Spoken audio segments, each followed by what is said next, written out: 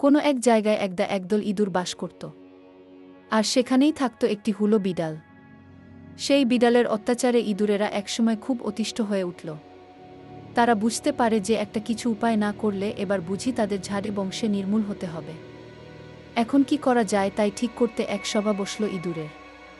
সেই সভায় উপায় বাতলাতে যার যা মনে এলো সে তাই বলে গেল, কিন্তু কারো প্রস্তাবই তেমন মনপুত হল না। অবশেষে এক বিজ্ঞ ইঁদুর বলল, আমি বলি কি ওই বিড়ালের গলায় একটা ঘণ্টা বেঁধে দেওয়া হোক, তাহলে ঘণ্টার আওয়াজ শুনেই আমরা সাবধান হয়ে যেতে পারব।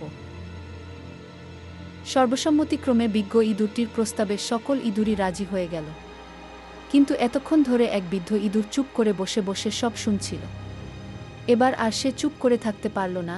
বৃদ্ধ ইঁদুরটি বলল, আমার প্রবীণ বন্ধু যা বললেন সে খুবই বুদ্ধির কথা বটে। বিড়ালের গলায় ঘণ্টা বেঁধে দিতে পারলে আমাদের ইষ্টসিদ্ধ হয় ঠিকই, কিন্তু আমার জিজ্ঞাসা হচ্ছে ওই ঘণ্টাটা বিড়ালের গলায় বাঁধতে যাবে কে? বৃদ্ধ ইঁদুরটির কথার গুরুত্ব ছিল, তাই বৃদ্ধ ইঁদুরটির কথা শুনে অন্যান্য ইঁদুররা আর কোনো উত্তর দিতে না পেরে একে অপরের মুখ চাওয়াচাওয়ি করতে লাগল।